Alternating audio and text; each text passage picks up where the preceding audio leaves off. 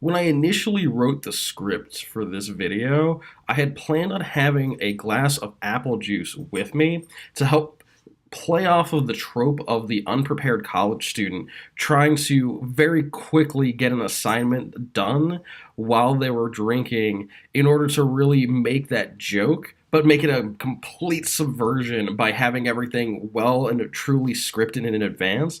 And instead of having a beer, I would have some sort of other innocuous liquid.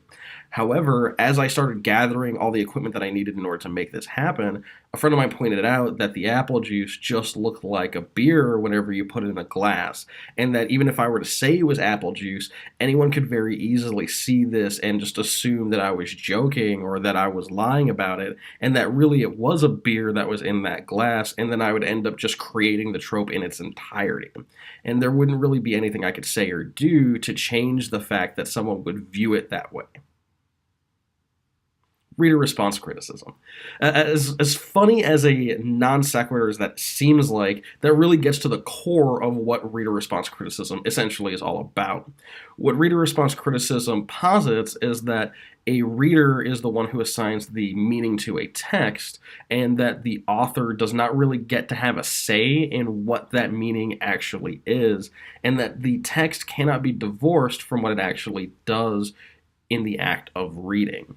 So, when we talk about reader response criticism, we usually hear the term death of the author to explain this idea that the author is no more an authority on the text than the reader is.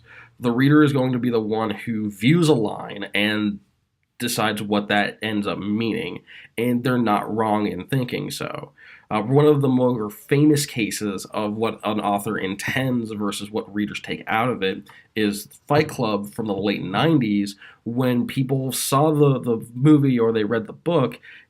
The author intends for it to be this satire on the masculine ideal and consumerism, but people took out of it that fight clubs are cool and let's be manly, masculine men, and then hold up Brad Pitt, the underwear model, as the height of masculinity when that was supposed to be the joke all along.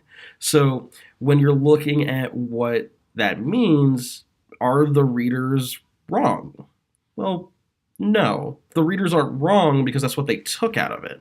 If you were to read a different line and you took out something different from what the author might have intended, that doesn't necessarily mean that there is an issue with the work itself or how you're reading it. It's just how your experiences and your life and how you take things interpreted that work at that given time.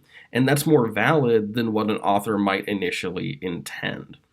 Probably one of the biggest authors that I would assign Death of the Author to, aside from Barthes, who made the term by making the essay Death of the Author and helped to outline that, or Foucault, who really helped to push it, or Stanley Fish, for example. He's another one who really helped to push different types of reader response theories in the actual umbrella.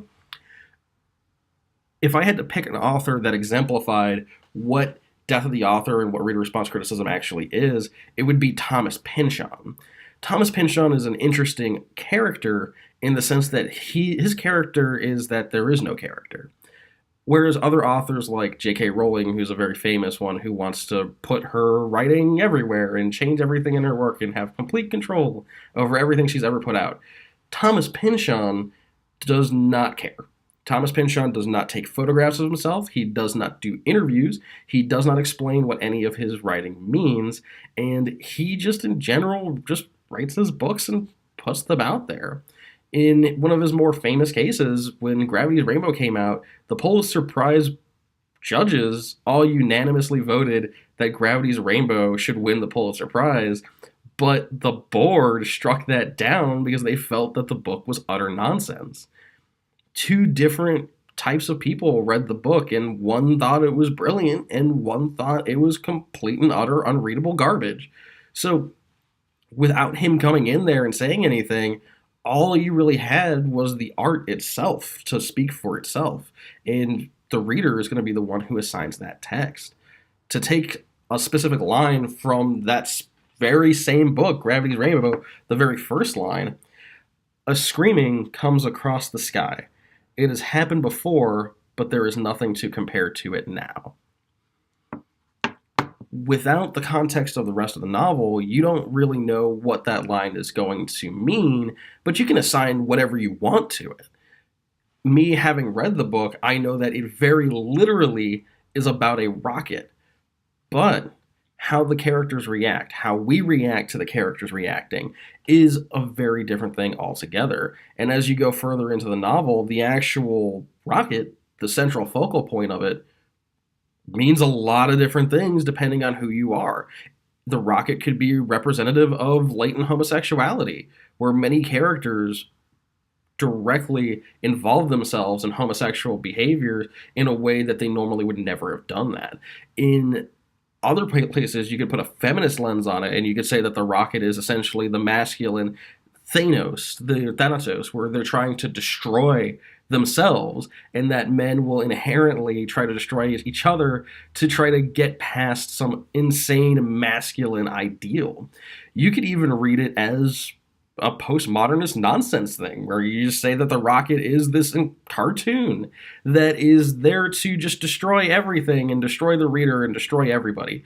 And all of those are valid criticisms and are valid theories that you can read into because the author doesn't exist.